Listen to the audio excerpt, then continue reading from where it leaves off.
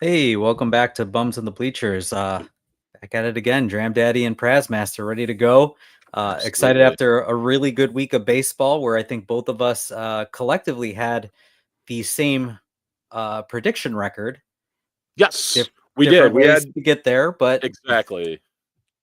Yep. You were a little bit more right than me, although I wonder if we're cursed now since last time we recorded that night, Cubs did go into the bottom of the ninth with the lead and then wound up blowing it. Daniel Palencia's first time out as a chance to close it out, maybe a little bit of jitters out there and not some great defense from Kyle Tucker on a play that could have ended it, but overall, pretty good week. 4-2, took 2 out of 3 in Miami, took 2 out of 3 Cincinnati, and then a win yesterday against the lowly Rockies. So things are looking real good here at the 1/3 mark of the season for the Cubs. yeah, I'm wondering if we reset how we've cursed this team or not, right? Or like because we had a really strong streak, dating back to last year. Like whenever we shot a podcast, the Cubs traditionally won. I mean, I think we were like at like an 800 plus winning percentage too. Like when that Yep. happened, we Plus the game we went to together too against the Dodgers last year. correct. Yep. Yep. We took about 5 weeks off. Right. Really just because I had some work travel and everything like that. We came back.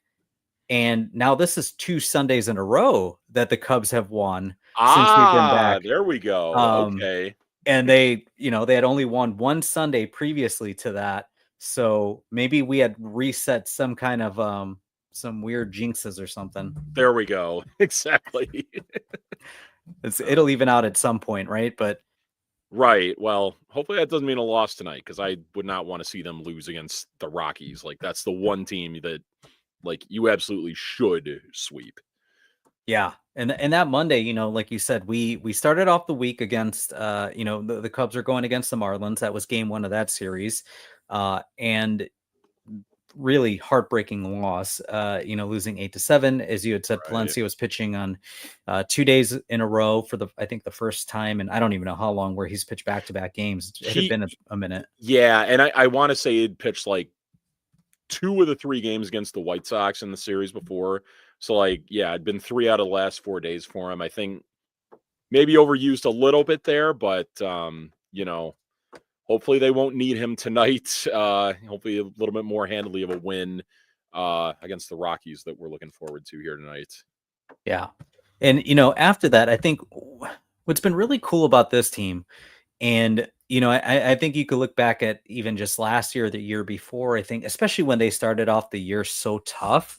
As you recall, the last 2 years, they were really digging themselves out of a hole late in the year because they had gotten off on some slow starts.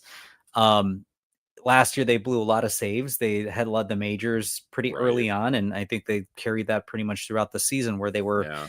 either first or top 3 in blown saves. And this year, bullpen has started off a little rocky, but what I will say is the game after they bounced back. They They won that bounced game back in a huge way. 14-1, Yep. which again, like I think if you're looking at the last couple of years, may not have happened. So, Right. any That thoughts type there? of I mean, that was loss, that type of loss they had on Monday night in previous years could have been the start of like a 5 or 6 game losing streak. But right. this team is, for all the injuries they have, especially on the pitching side, found a way to make it work, come out in a big way and keep the bats hot the next night, winning 14-1. You got a 7-inning outing out of Jamison Tyone. Kyle Tucker bounces back. So, good to see the offense staying pretty consistently hot through, any struggles they've kind of had. Yeah, absolutely. Um, like you said, came back in a huge way. They won the second game 14-1, and then they took the season series, or I'm sorry, the series win overall 2-1. Series because Oh yeah, they're done. yeah, Yeah, they're they're done. done with the They're done with Marlins now. Miami. Yeah, so Yep. um, finished 2-1 in that game. A little bit of a closer game, but Palencia also had a bounce back game. It got his first save for the season. Yep. We'll spend some time talking through the bullpen and things like that as we move on. They had the day off Thursday, Right. and then they started the series with the Reds. Yes. Now that was a really exciting series. We were texting over the weekend too. I obviously was a little annoyed with Cincinnati's offense. You had mentioned is uh, more middle of the pack. Right. Recently, they had been struggling, and I think they had either led the league or were tied with the Chicago White Sox for being shut out the most times. Right. There was a point earlier this year. I think they got shut out like 3 straight games too. So like they're a very like Jekyll and Hyde offense. Yeah, I was, just thinking like, I didn't think to like look back on what they had done performance wise to the plate this year, but like I always just think going into Cincinnati that like you're due for kind of a slugfest type game like you saw. I mean, hell, yeah, pretty much every game of the series. it was. Yeah, Yeah. And that game was, the first game we obviously got to see the first of the two comebacks in that series, where Cincinnati was leading that game. It was 6-2 going into the seventh. correct. And I know we wanted to talk a little bit about that too a little bit later, but Cubs made a huge comeback in the late innings. They Yeah, ended up scoring 11 runs after the seventh inning. that was beautiful. The PCA grand slam too with the Oh my epic God. bat flip. That was so amazing. Might I be know. like might be one of my top 2 or 3 favorite moments of the season so far. So far, yeah. I mean, that was incredible just to watch. I mean, just he stood there forever, just kind of leaning and just like, oh, please hit Is that it going to pole. And stay then, fair? Is it going to stay yep. fair? Unbelievable. What an unbelievable moment though for that kid. He's obviously, we've talked about it over the last couple of weeks. He's just playing like on a different planet right now. It's been insane to watch him. Yep. They ended up losing the next game 6-4. They try to surmount another comeback there. They ended up scoring 3 runs in the seventh or later innings. So they scored Yep. one in the seventh, one in the eighth, one in the ninth, after being down 6-1. Just couldn't get over the hump. Yeah. And then we saw Sunday. Again, Sunday was, really quick on Sunday. So I don't know if I told you this, but I was in Wrigleyville on Sunday. Okay. My family, we had like this pop-up dinner. It was interesting. We went to this pop-up cafe that had a Bluey theme. Nice. So Cheers, my Gordo. Thanks daughter's for tuning in. a huge Bluey fan, as I think most toddlers are, around that age. It's Oh yeah. an incredible show for kids. I know. Uh, I want to say Peter's kids are into it too a lot. oh yeah, yep. Maloney, yep. So Yep. So we actually went to this pop-up breakfast, and then after we went to Wrigleyville because I was looking for a PCA jersey because I'm like, you know what, I'm going to commit. I haven't gotten a jersey since I think nice. Yu Darvish might have been the last Cubs jersey I bought. And because I just told myself, I'm not gonna pay for a jersey unless I know somebody's going to be around for a while. Right. And maybe it's premature with PCA, but I don't know. The kid's exciting, even if he doesn't turn out to be this offensive giant that he's playing right now. I think the defense alone has been really fun to watch anyway. So anyway, Absolutely. we're at Wrigley. We go to Gallagher Way because I went to the Cubs, the Cubs store to pick up the jersey. Okay. We're looking around, and then we sit out in the Gallagher Way. We're sitting out like in the lawn area. No game. They're playing the Indy 500 instead. What? Right. While the Cubs Reds game was going While the on. Cubs are playing. What? Come on. Indy 500 ended. Still didn't switch it over to the Cubs game. So I was like, you would think the monitor out there in Gallagher Way would just be stuck on Marquee Network like 24/7, 365. right. But Right. wow, And also that's surprising. exactly. Right. So I was super shocked at that. I was super annoyed because I had to watch it from my phone. And then also was just kind of walking over to like that Budweiser bar that's right on the corner of what is that, Oh, Clark? the brick house there. Yeah, the brick house. Yeah. So I walked over and I'm trying to squint to see from a distance like what's going on. Even the security guards, it was funny. I'm on my phone, security guards are talking and they're like, say it just hit a bomb, say it hit a bomb. The Cubs have the lead. So Yeah. it's pretty interesting, but all in all, they took yesterday's game 2 against the Rockies, but all in all, a good week. Looking back, you mentioned the PCA highlight, the Grand Slam. Um, I'm sure there's a couple that we can think of here. I know you were talking about a pre-show. One of the Cubs had some accolades handed over to him. Yes, yeah, Seiya Suzuki this week also. I mean, had a big home run Sunday, had a big home run Friday, and was awarded with the NL Player of the Week for this week. Taylor Ward of the Angels got in the American League. Nice winning streak for them too, by the way, too. They've like really gotten themselves back into the race. Yeah. But I mean, Seiya like tore the cover off the ball in Cincinnati, like, and some huge home runs too. And now he and PCA find themselves atop the entire RBI leaderboard too, which, that's, RBI, like, I know a lot of people who follow like the advanced stats and look more towards those kind of like look down on RBI, but like that's still a run that you're helping produce. So like, Yeah.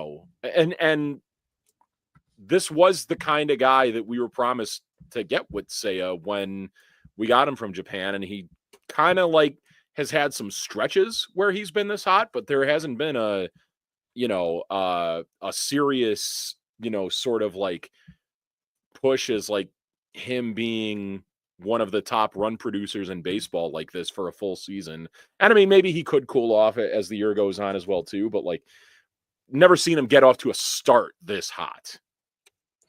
Yeah, this has been really nice to see. Obviously, Yeah. the 2 big home runs, and I think we talked about it a couple weeks ago. It's a guy that I hadn't really been a big fan when it, and again, just kind of going back to the RBI conversation, there's like a level of clutchness that you obviously need to have, right? Like runners in scoring Right. position, getting hits, moving the runners along, or batting them in. Yeah. I still think that, RBIs are important, and it can be a byproduct of the guy that's hitting in front of you, or the guys that are hitting in front of you getting in position, right? Because that obviously helps. Exactly.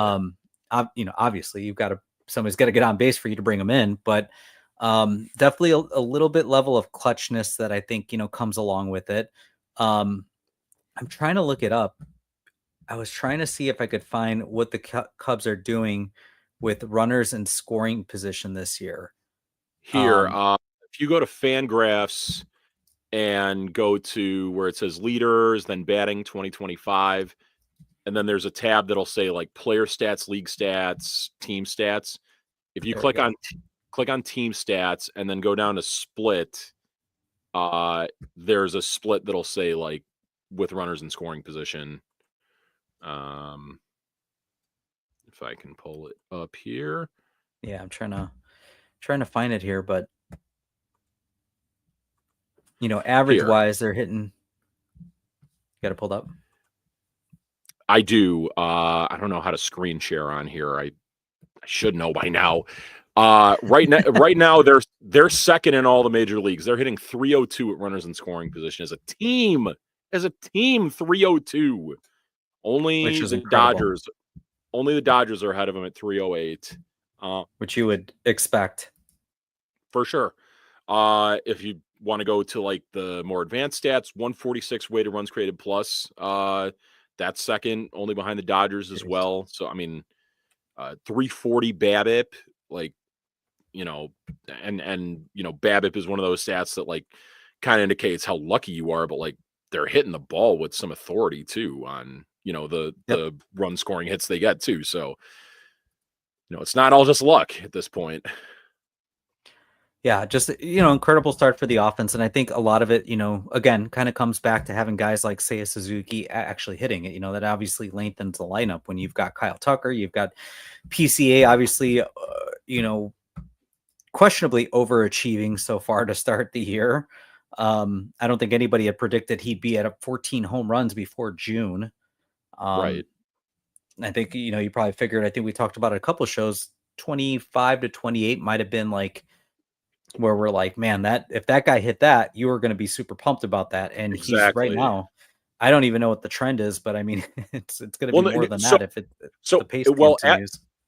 Yesterday was the exact 1/3 mark of the season 54 Okay. games. So basically, you just multiply everything by 3 at this point. So what would that be? 42 homers, and I Yeah. don't know how many steals per PCA that would be. And I don't know that he's going to stay that hot, but like I think we're at the point now where like 30 bombs isn't out of the question for him. I would Yeah, think so at this rate, right? Um, right.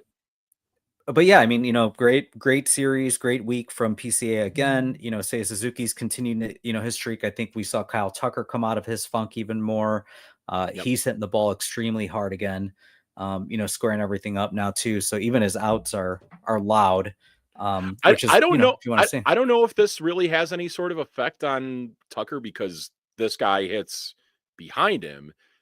I saw a stat that like Tucker, like his stats while Hap was on the injured list compared to what they have been since Hap returned have been like night and day basically. Like he's been doing really good since Hap got back. It wouldn't I don't know that it really makes sense when you're the guy hitting behind in that sequence, but maybe like just having a little bit easier of a time like in the outfield, I guess you could say that or maybe it could be that like now that Hap is back playing left field, you're seeing less of Suzuki possibly in the outfield and Tucker DHing in that scenario. So I think that's a factor that Could be. I mean, yeah, you got to yeah, find ways to give these guys days off throughout the year, and even if you want to keep them in the lineup, keeping them off the field, I mean, that could be a way. I mean, um, right. yeah. Anyone else that you are, Appreciate you, you know, Sean. anyone you were pleasantly surprised by, or just thought they had a great week from last week too? I mean, like I think to the pitching side, the starters were a little shaky, but like on the bullpen, that they stepped up in a huge way. And other than the guy that just got cut a couple days ago in Julian Merriweather, Yeah. you've had some really good performances from like a lot of guys who like going into this year didn't have like a set spot on the roster. Brad Keller at this point has become like the guy to go to in a big spot out of the bullpen. And then like we finally have some real lefty options that I've been like begging for the entire time we've been doing this podcast. And now we have Drew Pomeranz and Caleb Thielbar, and they've both done an amazing job of getting lefties out. I mean, at the plate, unfortunately, Miguel Amaya had been, doing pretty well as a hitter. Yeah. As I suggested, like Cubs potentially could have 2 all-star catchers this year. And after Sunday, I told you they could have potentially 3.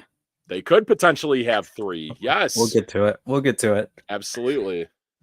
One guy I was pleasantly surprised with, Matt Shaw. So I'm gonna read you. Yes. I'm gonna read you some stats here.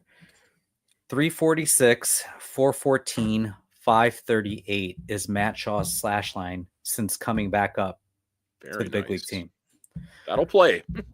That definitely will play. And I think one thing that was really funny was when he came up, I think, what was it? He had an RBI on his first game back, which was May 19th. At that point, actually, I'm sorry, May 20th, he had a second RBI. At that point, it was John Birdie had 3, Bruhan had 2, and then I think Justin Turner, who maybe had played third too, had 1. So there were 6 combined RBIs before Matt Shaw came up. He had a third of the third base RBIs in all of May after 2 games coming back up. So Jeez. very pleasant surprise. Obviously, we talked about like the next time they bring up Matt Shaw, you hope it's for good. And we talked about it last week. We felt like it was coming. We didn't know when. We thought maybe June. They ended up calling up a little bit earlier than June. But looks like it was the right choice because he's been hitting. Has looked really good so far. I mean, at the plate, he looks a lot more comfortable. The leg kick is not as pronounced as it was when we saw him earlier this season. I will say I get a little bit nervous with his defense at times. It feels like anytime he's fielding a ball right at him that he's like has to take a step back on it. There was a little bit of a like misplay in the game on Wednesday against the Marlins where it could have gotten them out of the inning, and it led to the Marlins scoring their only run that day because he made like a bit of a wild throw over to Michael Bush after not fully like planning himself. But I mean, he looks much better at the plate. He, has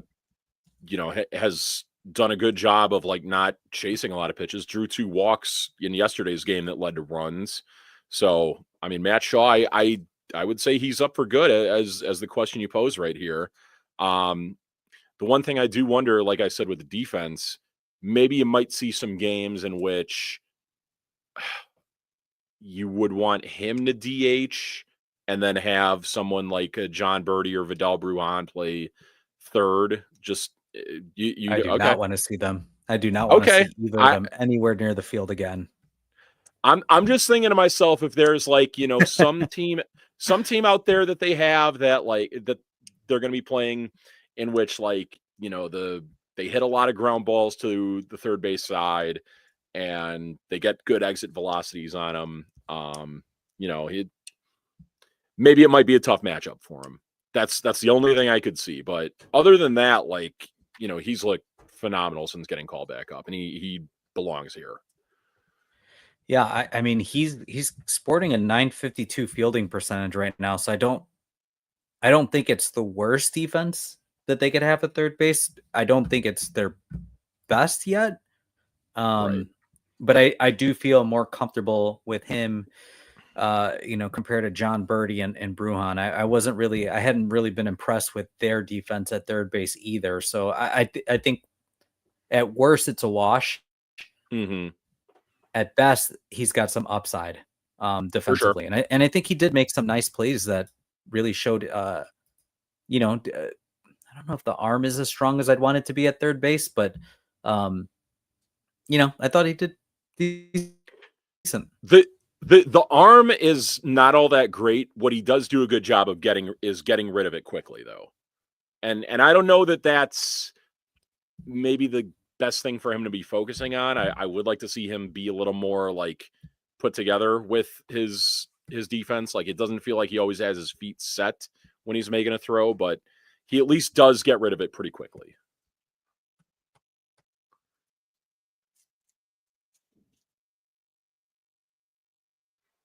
You got his like defensive stats up right now, or John, I lose you. Can you hear me?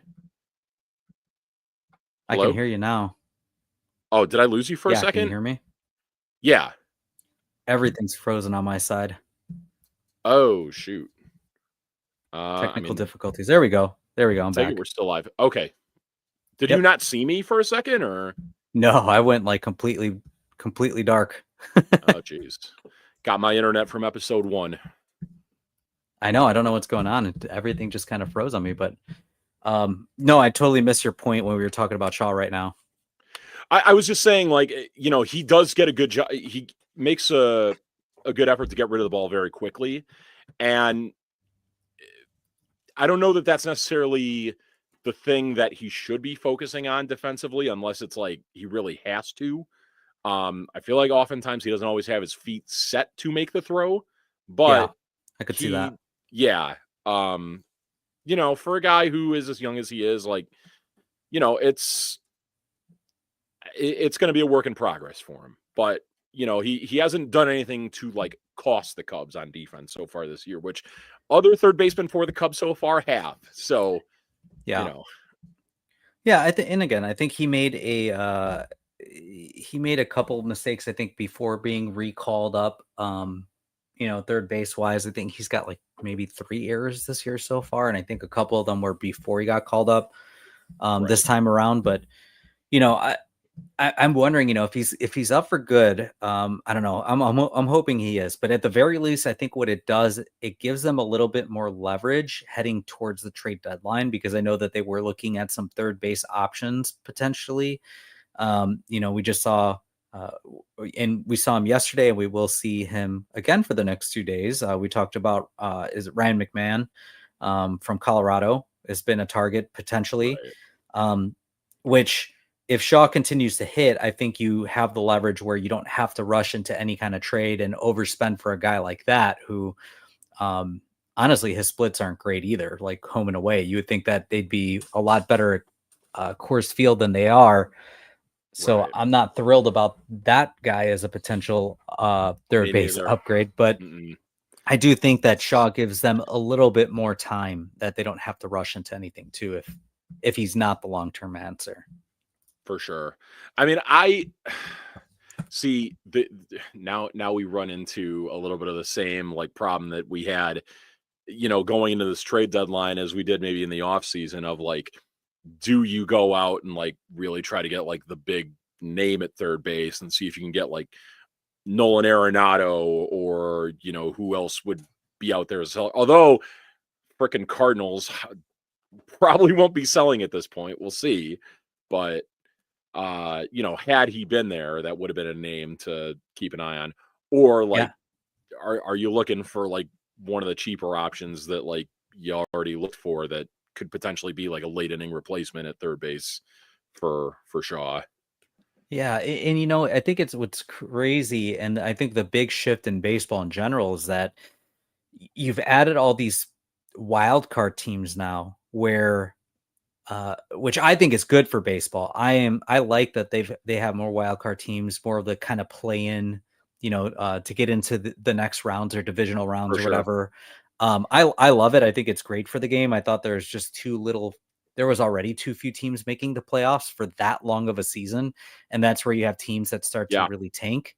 Um, I think you've seen less of it. You've seen teams that I think they operate in a way where they try to find balance between selling and buying if they are close to like a wild card spot that's a where good point.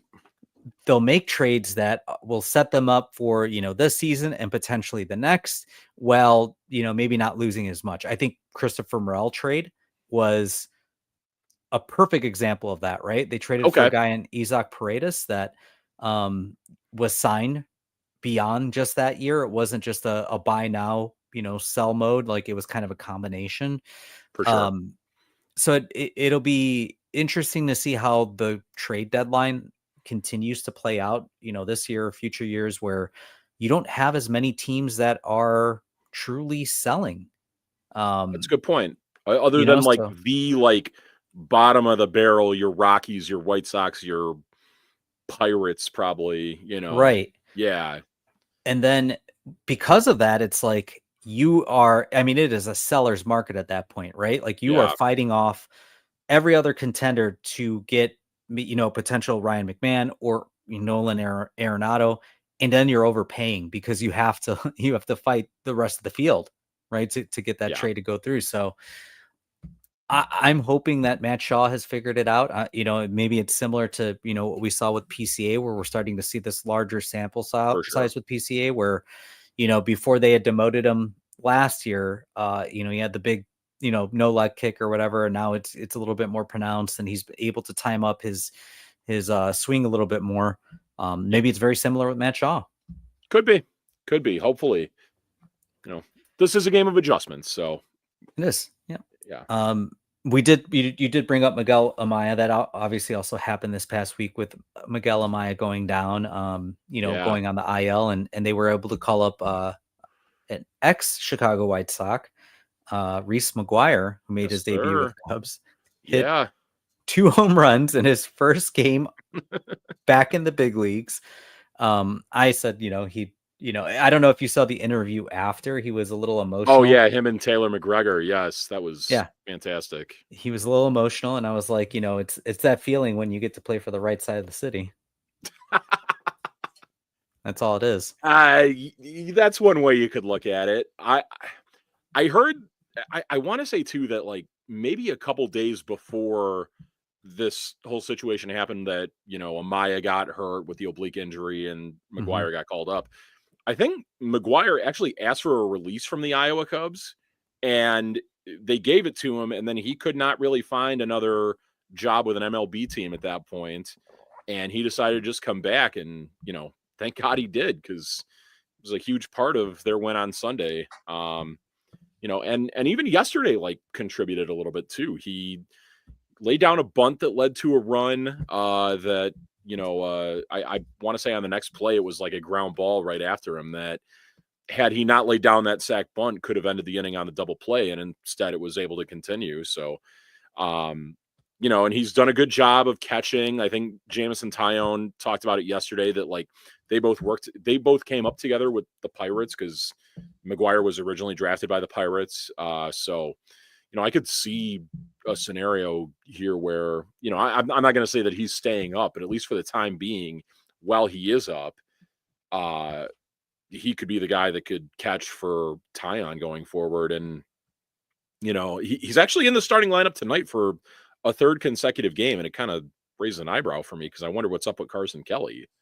Well, I know that they pulled him the last game. He had some kind of illness. So I'm wondering, if he'd just been sick the last few games. But I just wanted to pull this up because this is pretty funny. Like we talked, you had joked about like, having two potential catchers, at the All-Star game.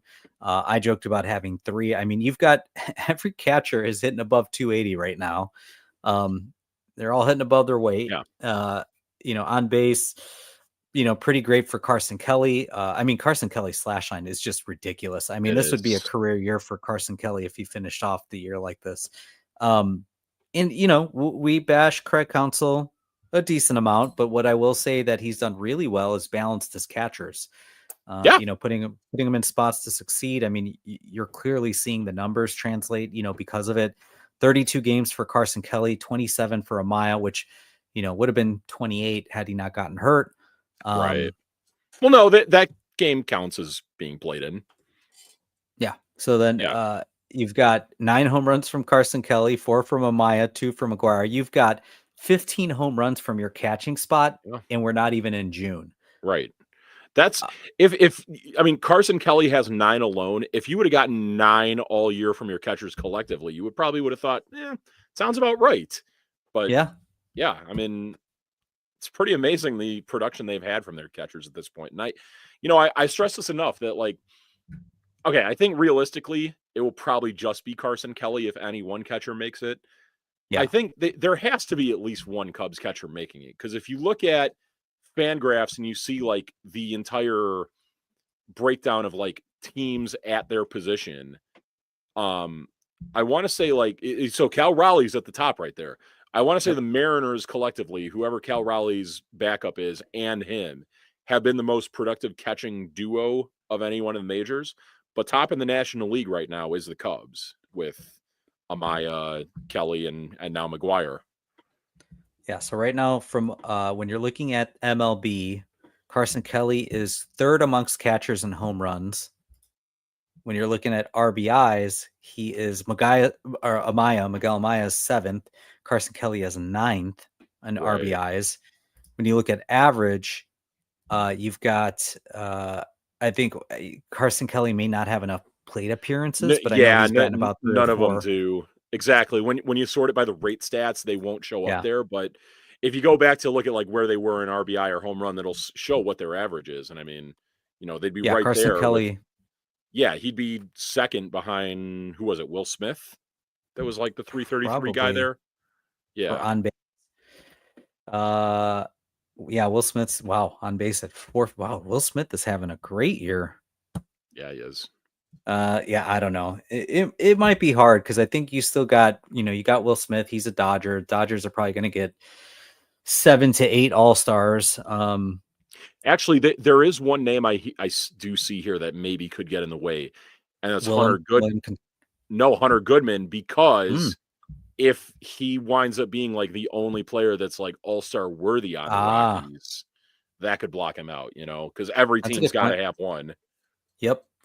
That's a good point. So I don't know. I still think that it's going to be difficult to get any of the Cubs catchers in there. I just think plate appearances alone is going to be tough. But you look at like the NL landscape, you still got William Contreras, who I think is starting to, come around and turn it around now. Like you said, you've got Hunter Goodman here. You still got Real Muto. I think just based on name alone will probably get votes. Possibly, although I wonder if there's maybe a little bit of like Philly fatigue on the All-Stars of there can only be so many Phillies, there can only be so many Dodgers, there can only be so many Cubs potentially, or so many, however, any way you shake it. Yeah. Well, anyway, Amaya, obviously we talked about it. We talked about Reese coming up. That was watching Reese play and have some late inning heroics was really great to see. Yes. But we saw late inning heroics from just the Cubs in general. I mean, they had been outscoring their opponents. I think it was like 60 runs to like 3 or something like that. I got the stat pulled up because I texted it to you earlier, because it was at the end of Sunday's game. It was like the last 9 games before Sunday, they had like a 53-3 run differential in the 6th inning or later of those last 9 games. And then they added another one in yesterday's game too. They added a lot in yesterday's game. Yeah. Let me see. Yesterday they had after the 6th inning. Well, they only had one run after the 6th. Yeah, they got one in the 7th. Yep.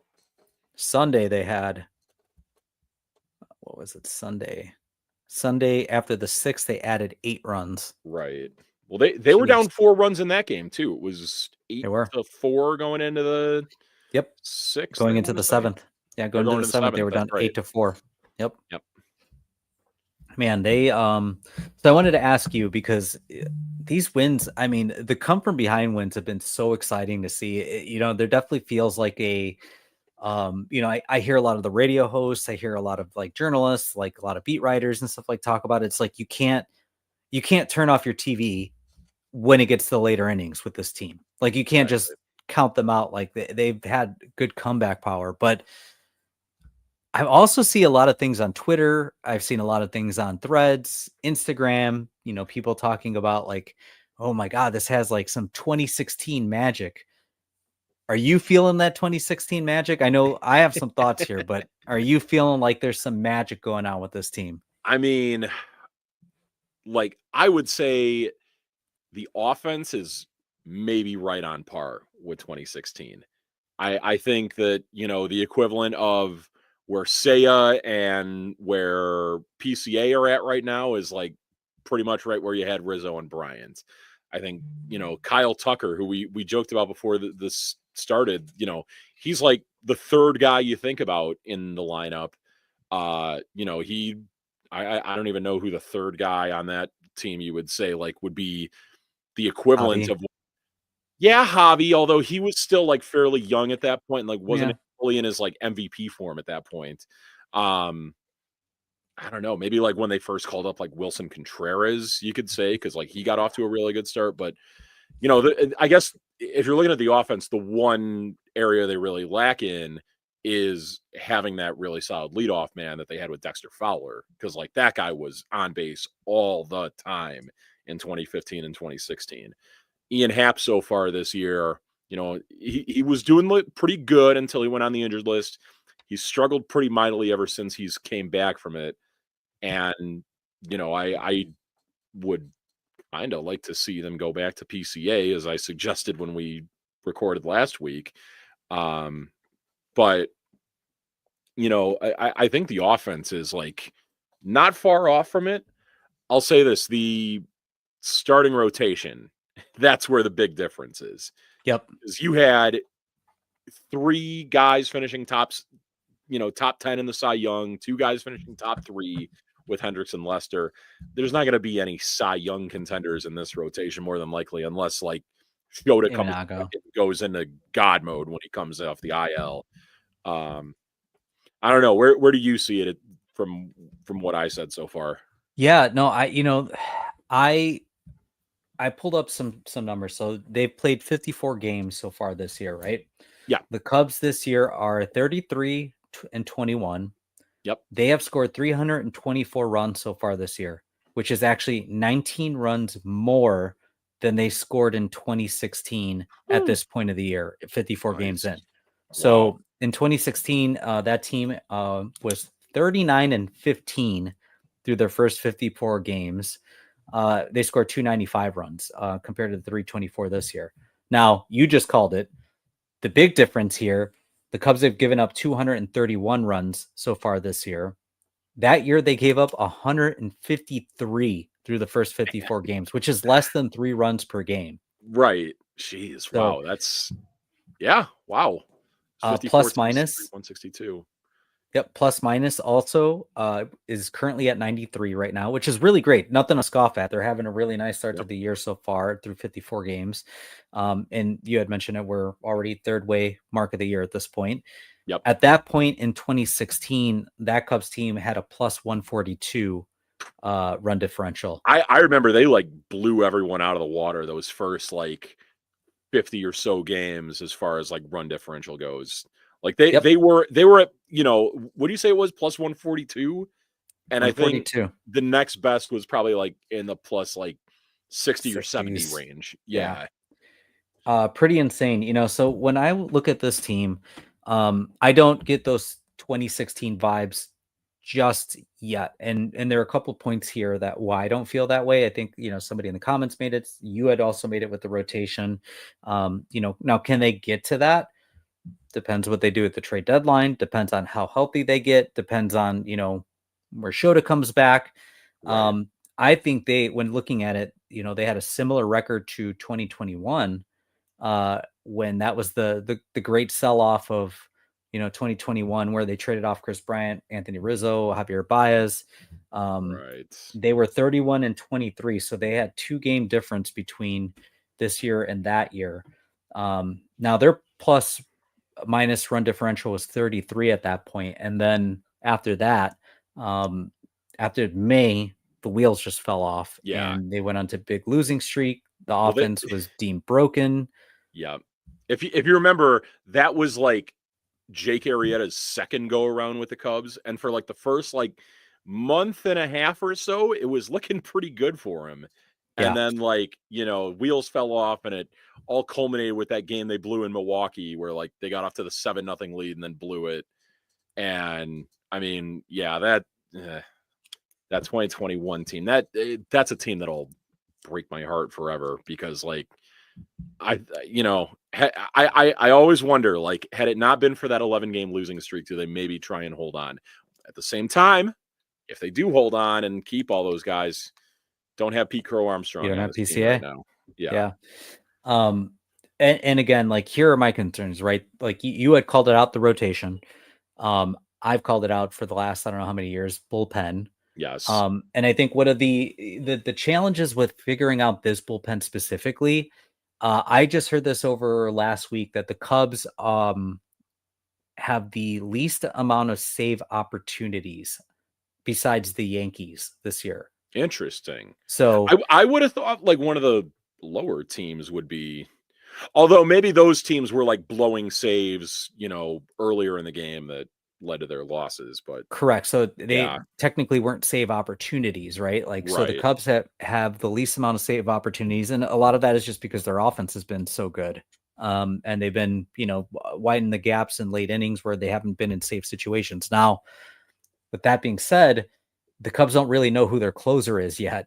And they're still trying to figure that out. It's kind of been by committee. They've given the ball to Palencia. He had a struggle, like his first save attempt, and Yep. then rebounded and got the last couple. So I mean, he's rebounded and looked pretty good. I mean, his stuff plays as a closer, but when you don't have that many opportunities, and it's a good problem to have, like you Yeah. obviously, If you're you're blowing not going to teams out, complain. more the merrier.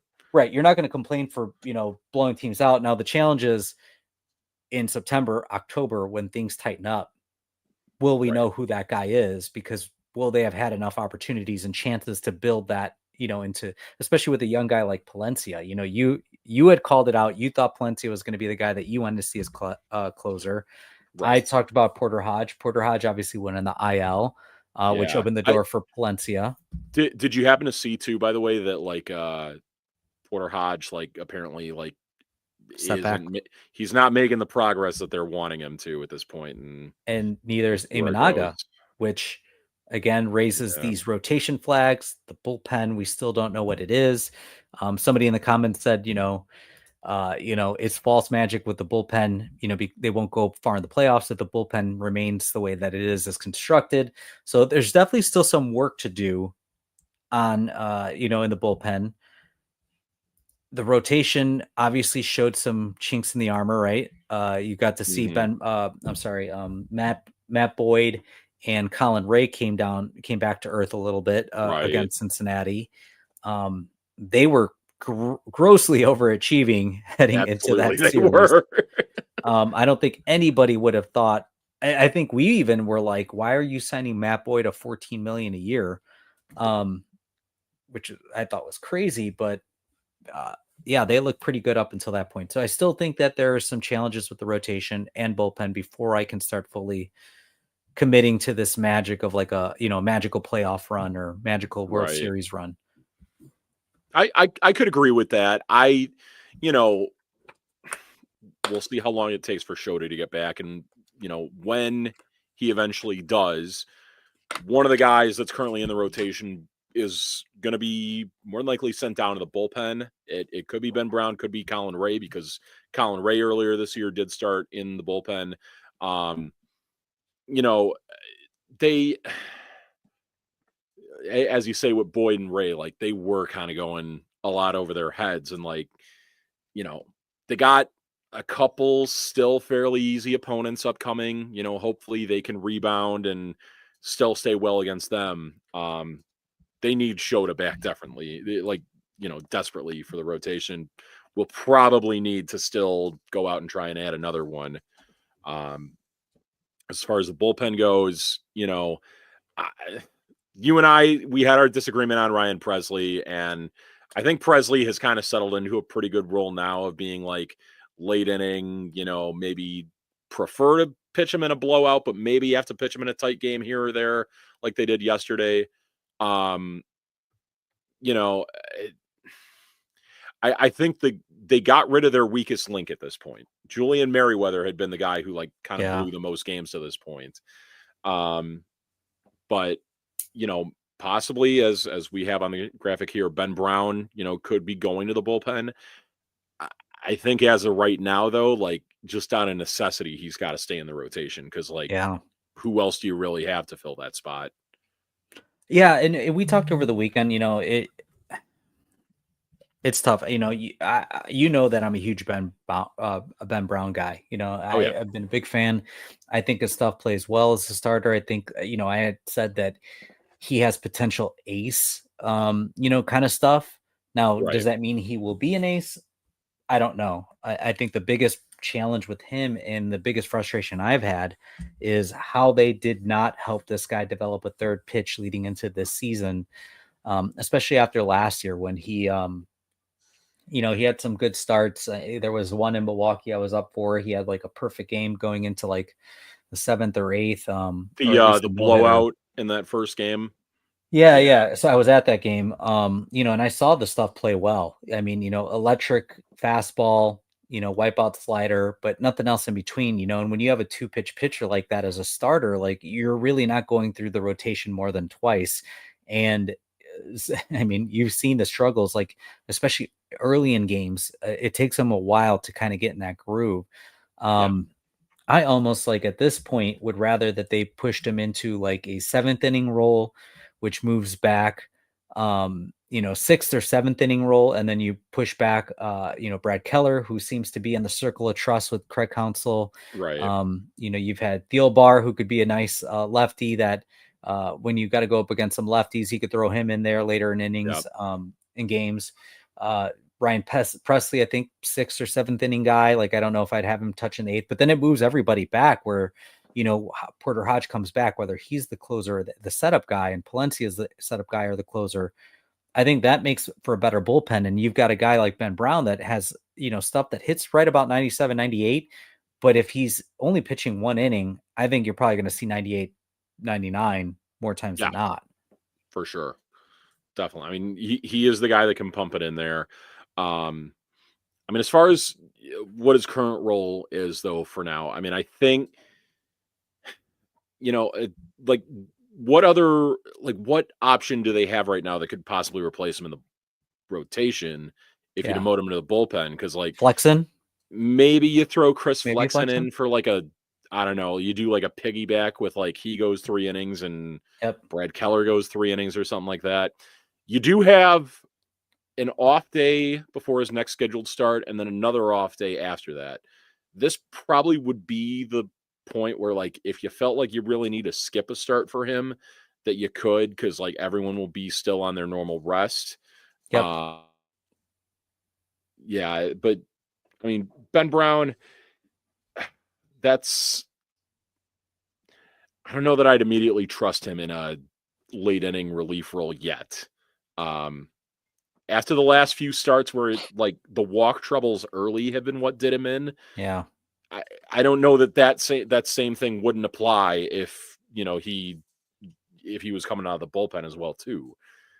Walks are a problem no matter what role you're pitching in. So Mhm. ideally for me, I would kind of like to see him go back to Iowa, start, Yeah, and I know you said then that. maybe transition into relieving maybe a next time up you call him up like they did like it's not a role change that was what met Shaw, but like it was maybe just a resetting of how you see things.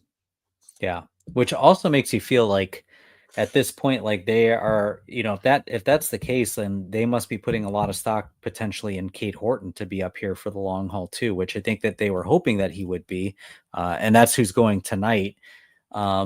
Would love to see Cade hopefully build some more upon his last few starts and go a little bit Yeah, deeper in games. I mean, that's the other part of this too. We're getting starters that are not going very deep into games, and right. you're using your bullpen guys a little bit earlier in games, and a little bit more often than you'd like. I think JMO did a good job yesterday getting some Yep. innings, and I think the game before he had went 7 innings. So I think you're starting to stretch him out a little bit, but other than that, I mean, you're not really getting a lot of innings from any of these guys. They're going maybe five and a third, but Right. it's Yeah, that was Cade in Miami in the yep, start on Wednesday. And then the entire Cincinnati series, I think all the guys only went like 4 innings maybe. So I know Boyd yeah, got hit around real hard on Friday night, and then Ray early on had a little bit of trouble. That game I didn't get a chance to watch. I had other plans. But and then Ben Brown, had the rough first inning on Sunday, and they were able to come back from that. But yeah, they definitely need more innings eaten by the rotation that kind of preserves the bullpen a little bit. well, I think what you're hoping for is over these next couple games, you're facing one of the worst offenses in baseball with Colorado. Obviously, their splits are better at home. That's always the case, and they are away. But Yep. even if, I mean, they are batting 219 as a team. Their on base is 285. They have 171 RBIs, which is second to last to the Pirates. They have Jeez. they only have 45 home runs. And again, they're playing at Coors. So, um, and I'll say when it comes to away games, they've got, which is surprising, 19 home runs of those on the road. So What does it say? Like how many less that is for like how many they hit at Coors and how many they at hit at? Coors, they have 26 at Coors. Okay, yeah. So Jeez. splits obviously don't lie, Even but man, even at Coors, that's low. Wow. yeah. Yeah. So you're hoping that you get some innings out of our starters these next couple games. You got Kate Horton going tonight. Um, again, hoping that he gives you a little bit more, at least 6. I'm hoping. And then tomorrow you've got let's see, who do you got going tomorrow? Tomorrow that Boyd, probably Matthew be Boyd. Matthew Boyd. Yeah. So hopefully you get 6-7 innings from these two guys over the next couple games, and then you go into an off day before the weekend series. But Right. they've got to get some innings, because that really is, that is a Yeah. challenge. But I mean, Cade, it's early enough to say with Cade, though, that like maybe you got him a little bit on a limited pitch count through his first few starts, though. And maybe, now that he's going to have a start here against the Rockies, and then his next one will be against the Nationals, I believe, in DC. And so two fairly easy opponents, you'd like to think. mm-hmm. I mean, I think the Nationals actually might have a pretty good offense because I know they have like a nice core young players. I just don't know how they're really performing, but They're you know, middle of the pack when it comes to league. gotcha. Yeah, I mean, yeah, tonight, if maybe like take the training wheels off a little bit. If he's only allowed like 2 runs through like 5 innings or something like that, and he's got a decent pitch count going, like I'd really like to see Craig give him a chance to go 6. Yeah, I'm hoping. I know one question you had. You wanted to talk about is it time? Is it time to extend Jed Hoyer?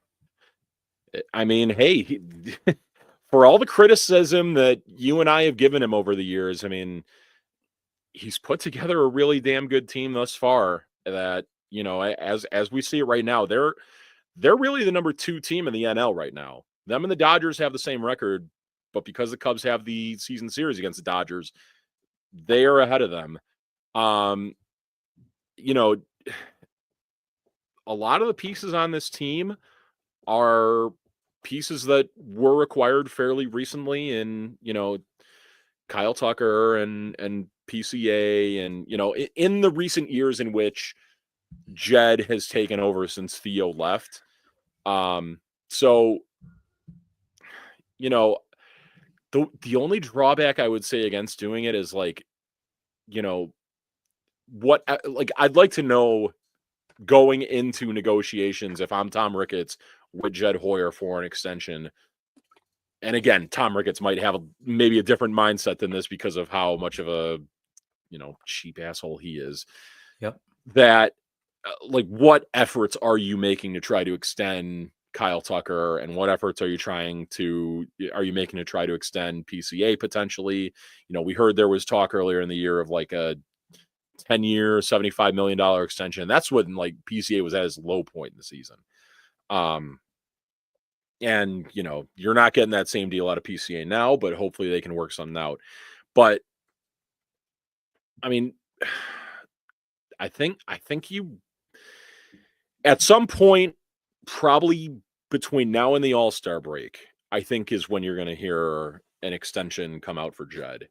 Wow. Because I Okay. mean, if they, if they continue to have a decent hold on first place and, are right there with the Dodgers for a potential home, bye in the playoffs, like,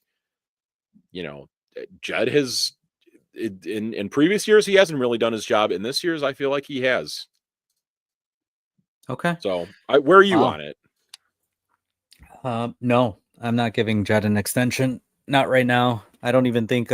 Just quite honestly, I wouldn't do it at the trade deadline. I'd wait till the season's over. I think there's just so much that can happen between now and then, and I think like the feel good moments that we are experiencing right now. Okay. I won't let that jade my opinion over the overall work that Jed has done or not done over the last few years. And I think I've had some problems with the lack of transparency over timelines for like what a rebuild would look like. He traded off everybody in 2021. It took how many years to get back to the playoffs potentially. And again, we don't even know at this point, will they make the playoffs?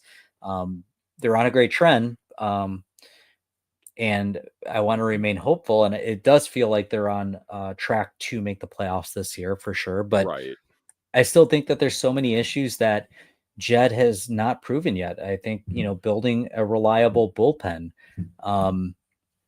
building starting depth, like has been a challenge. And I think like just not finding guys that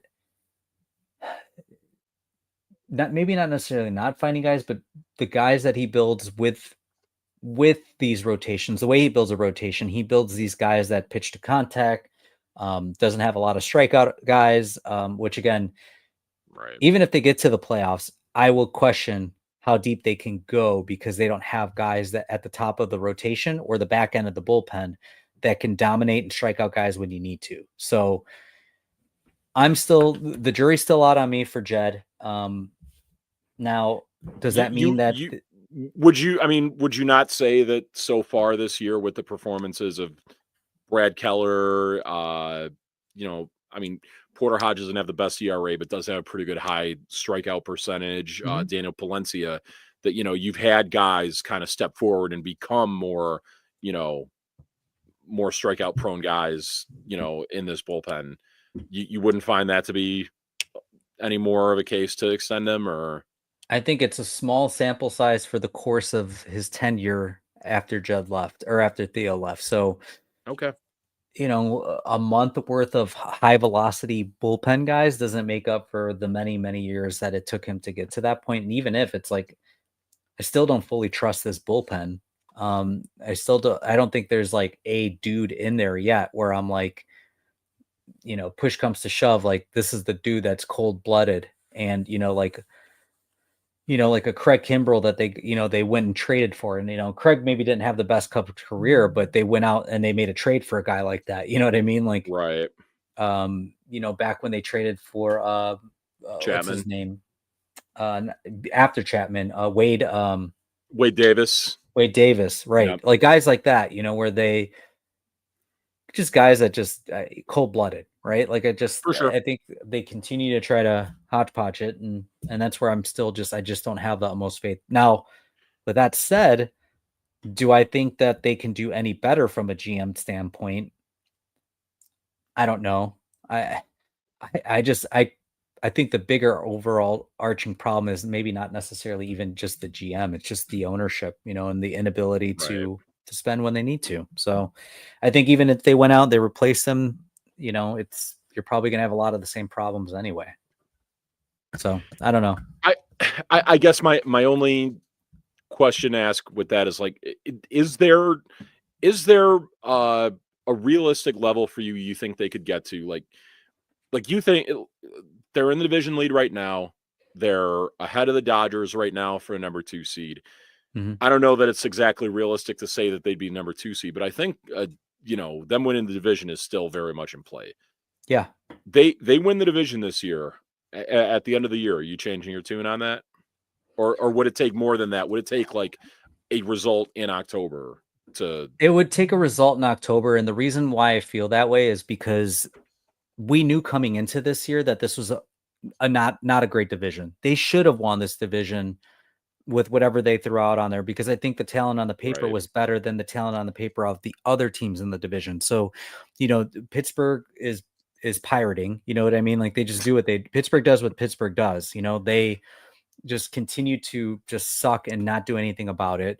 I think Cincinnati looks very similar to the way that they did last year, which I'm really surprised about Cincinnati, to be honest with you. I thought that the Terry Francona effect would have had a bigger impact to that team. Right. The starting pitching's there, the hitting hasn't been, it's been inconsistent. But I thought they would be better. I think Milwaukee feels like they should have last year. I thought Milwaukee overachieved last year. Yes. Um, My and I think God. this year it's balancing out a little bit more. I think St. Louis is Well, overachieving to start. yeah, okay, yes and no on Milwaukee, because like I I think overall this is probably where they should have been last year. At the same Mhm. time, we've come to a point where I think we can kind of recognize that like William Contreras is one of the better catchers in MLB. Yep. Jackson Churio had like a really damn good rookie last season, and Yep. those two guys like were probably their best two players last year, and they're having down years now.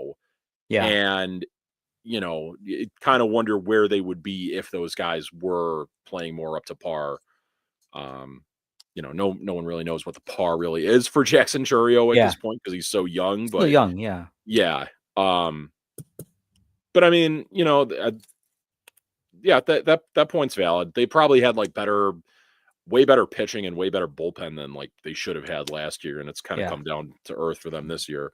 Yeah. So, I mean, again, you're playing in a division that I think they should win. So, and I said that at the beginning of the year that the team should have won. I think they should have won the division last year too. Yeah, To be honest with you, I think we both picked them to win the division last year. we did. And I think they had more than enough to do it. And for whatever reason, they just couldn't get it done, whether it was the injuries or just, the lack of bullpen support or what. I mean, obviously the most blown saves in baseball. Right. There's a lot of reasons, but I just don't think that, like, I felt that they should have gone way more in on the division. I feel like they should have a 10-game lead in this division right now. Like they should Well, have yeah, but that what can you really do about the Cardinals right now when you haven't played them head to head? true, but what my point is that had they said, you know what, this division is so winnable that we are going to blow it out of the water, keep our guys healthy all year, and try to coast into playoffs and then make some noise. Offering Alex Bregman is still 100 million Right. compared to what everyone else offered. That bugs me. So, and that's my point is like, I'm not going to give like Jed the credit for making the playoffs because I do think that they should have, because they should have won the division. Now, can his so-called, like you said, he's constructed a good team. Can they actually make noise in October? And that's how I'll grade it, is if they can actually, keep up with the Dodgers in October and not just in the regular season, then maybe I'll start to think like, okay, he actually constructed a team that could actually make some noise in the playoffs. Because Well, other than that, they should win this division. I agree with that. I would just offer one point to it.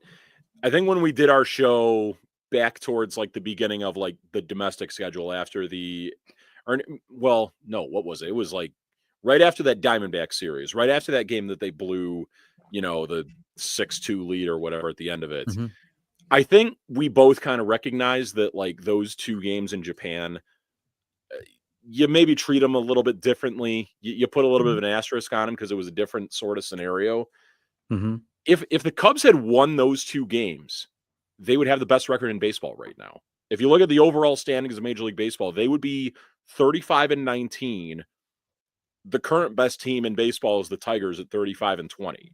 So if they were the best, if they had, played the Dodgers in more normal circumstances, and maybe they don't win both those games, but if they're right up there looking as like what, like, contending for like the best record in baseball, would that have changed your mind at all? I don't know. I think just the body of work hasn't really been. It hasn't it hasn't been great enough for me to say like, hey, we need to extend this guy midway through the year. I Okay. think like if they had teams that were really contenders each and every year, on the shitty budget that he has from Ricketts, then maybe I'd feel a little differently. But I mean, this will potentially be the first playoff team that they've had since 2020, Right. and that's too long for a It city. no, you're You know what I 100% mean? correct on that. You I still feel you got to give him a pass on those first two seasons because they were going to be non-competitive no matter what he did. Yeah, but I mean, he was also part of that. It's not like he walked into Theo's mess that he left him. He was part of that mess that was created. Right. Yeah. So, and again, you could, Point. I mean, there's probably things that you can say both positively and negatively towards him, or, even Theo, where it's like, they talked about sustainability, right? And creating like a core that was going to last forever, and, just continuing to build through sustainability of your farm system and all that. And that didn't happen. So, Right. and now you can see that that's the way that they're talking again. But even as it stands, like their minor league system is good, but there's nobody. They're balanced as as a minor league team, right? Or I'm sorry, as the prospect pool. Like they're very balanced. They're not Yep. super top heavy. There's not next like Chris Bryant or superstar that's coming up. There are For guys sure. that I think even when you talk about the Cubs trying to make trades and stuff, like when they've traded for Kyle Tucker, it took Paredes and Cam Smith and Hayden Wisniewski to get Kyle Tucker for 1 year. Whereas like you could have said, if Cam Smith was your top prospect and he was a for sure fire, can't miss Chris Bryant, you may have given up a lot less, right? You would have given up him and maybe like a single A, pitcher, something like that. But Yeah. that also, I think that trade alone tells you everything you need to know about their farm system right now, that it's going to take more than their top heavy guys. Like you're going to have to add guys onto those trades because they're not these superstar potentials. So also again comes back to Jed, like how are we drafting, how are we developing?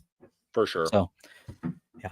But I know you got to wrap up here because you've got another podcast to do after this. I You're a do, busy yes. man today. But I Yeah. know you had an on this day for us, so Do got it on this day, yeah, and let's do it. we mentioned the 2021 season, and this was probably like one of the last like great happy moments I remember from that season. Cubs were in your former home, Pittsburgh, Pennsylvania, Yep. and this was the game when Javier Baez stole first base. When he got in that rundown between home plate and first base, Wilson Contreras was able to score on it. If they had gotten that out at first base, that would have been the third out of the inning. That run would not have counted. Yep. That was actually a pretty important run because I think the Cubs would go on to win by only one run that day. What I want to know from you is, do you remember the name of the Pirates first baseman who failed to just step on first base and record that out? I don't, but I know that he hasn't sniffed the big leagues after that. I'm pretty sure he's a out good of way baseball. to put it. Yeah, he's kind of been vanquished to, I think, Korea or somewhere like that. He was cut maybe like a week after that, and I actually kind of felt bad for him at the time. He was. No, it was Will Craig. I don't know if you remember that name at all. No, I don't. Yeah. I don't remember at all. There's no way I would have guessed that because I barely knew anybody on the Pirates team that year anyway. And all I remember was I knew he was cut the week after, and then I had recently I saw like one of those reels of Javi Baez doing that, like kind of popped up on my Instagram feed, and I saw somebody in the comments said like he hadn't sniffed the majors like after that, like once he got cut, like he had never been back. Yep. Yeah. Which I mean, you got to know the rules, right? Exactly. It's one of those things where, you know, it's like, I get it. Not every, you know, a lot of the game is failure, but like, that's one of those things that's just like basic understanding of the game, that if you just go step on first base, it doesn't matter what else happens. Yep. All right, let's wrap up here. We've got flying the W's and taking the L's. Woo. Hello, you play to win the game. Addison is next. Doors open on the left at Addison. I say one thing. Go. Let's go. That's a W. That's E1. That's E1. That's a W. It's a L7 winning. All right. So I've actually got 3 L's. But I'll let you start off with the W's. Who you for sure. I got one of each. My W for this week. I don't know if he's ever watched this show, but friend of the Bums and you know, friend of the podcast, will say, from the 108, from White Sox Twitter, Beefloaf. Shout out to him on Saturday during the Bums Whiskey at Comiskey tailgate. I showed up there and had a grand old time. It was, you know, a good time seeing everyone there. I went there completely without a ticket, and I was just kind of asking around if anyone had an extra, and, you know, was going to be totally willing to pay them. I just basically told them that would rather give money to those people that already had one that couldn't use one than give one to Jerry Reinsdorf. And, you know, Beefloaf, he was nice enough to loan me an extra one he has, and I even offered to pay for it. He was perfectly fine to just give it to me for free. I really appreciate it. So big W to Beefloaf. Thank you for that. That's awesome. Yep. Great. I love that. I actually, you know, I really didn't have any W's this week. I really couldn't think of anyone. Here, you know what? I'll give a W to Kyle Tucker right now, who just singled and got on first. There we go. Beautiful. So, hey, you know what? How about this? W to Cade Horton for a scoreless first inning there. That was... There you go. Yeah, I like that. Okay. Yeah. All right. Who do you got for your L's? I just got one. My L for this week is me, because on the next day, on Sunday, woke up and I overdid it a little bit, and I had food poisoning the next morning. And oh God, my own damn fault. Overdid it. So big L to me. You know, I'm 31 now. I should be, you know, maturing more, and feel like I'm going backwards in my age. But, you know, it was not a pretty sight on Sunday morning for me. Could have told you that, man. Every year you age, I mean, you just add on one more business day to the hangover. Exactly. That's what happens. Thankfully, this was a holiday weekend. So, yeah. Very true. All right, so I've got three L's. I'll go quickly. So I already kind of gave an L earlier in the show. Gallagher Way, man, not having the Cubs game Yeah. on Jeez. and having the Indy 500. And I get it. It was like, I guess like it was a watch event there, but I'm like, I'm sorry, man. I just don't care about Right. NASCAR. Could Like you I maybe want do to like see a picture in picture type thing where you have the Cubs on like a lower quadrant or right something like that, you know? something. Yeah. So just not a fan, but whatever. Also, I'm gonna give an L to two familiar L's that I have continuously given L's on. One I know where this is is going. the main bums. Yep. Main bums are number one.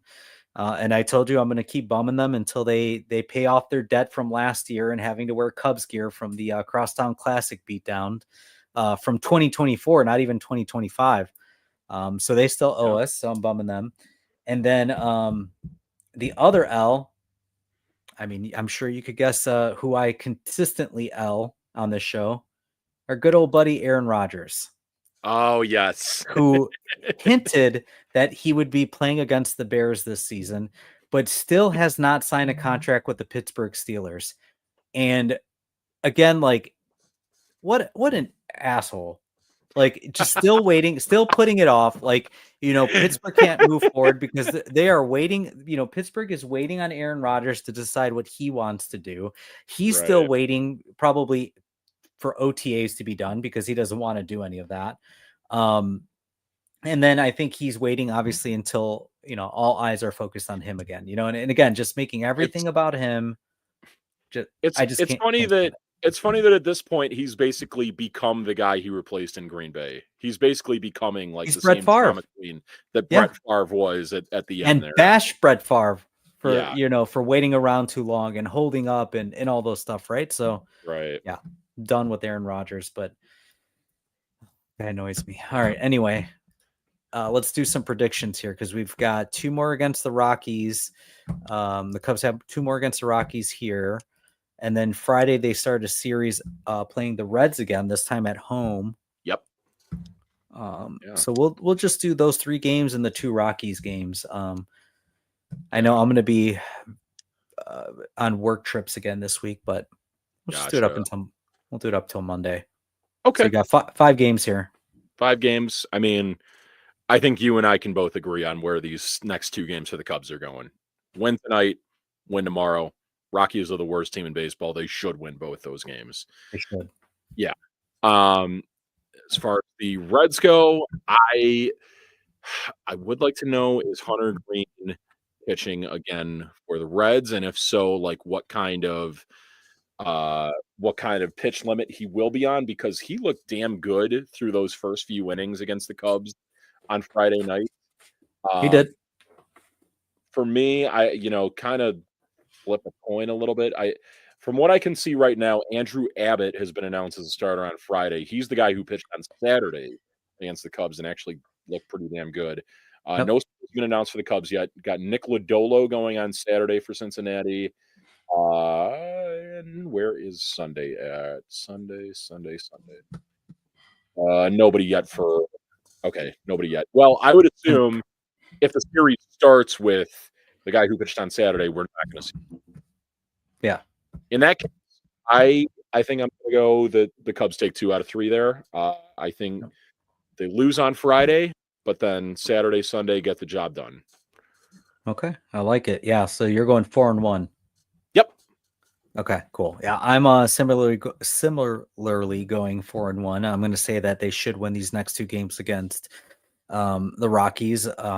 They should take these 2, and then I do think they'll take 2 out of 3. And even if Hunter Green does pitch, I still think they still take 2 out of 3 against Cincinnati. I think that they have done a good job of drawing a lot of pitches per plate appearance. Again this year. I think they work these guys into deep counts and chase them and get to the bullpen. And if that's the case, I think you saw what the Cubs can do against bullpen. So, I'm going to say 4-1 as well. Cubs will miss Hunter Green. Hunter Green is going to pitch the last game of their series they currently have going on against the Royals on Wednesday. So they'll avoid him there. So thankfully. All right, well, let's see how they do. Right now it's 0-0 in the second. Kate Horton's back on the mound. Pete Crow Armstrong struck out to end the inning. Yeah, but like we said, we're predicting back-to-back wins against the Rockies, which they should. So Yep. we'll see what Absolutely. happens. Yeah. All right, buddy. Well, great catching up again. Appreciate Absolutely. everyone for joining. We definitely appreciate, all the viewers and the comments in the section, and hopefully we'll see you soon. Obviously, I've got, I told you I'll be traveling next week for work, and then I'm headed to Detroit for the weekend. So I'm actually going to catch the Cubs up there. So there we go. Perfect. see how it goes. All righty. Catch you next time, folks. Go Cubs. Go Cubs.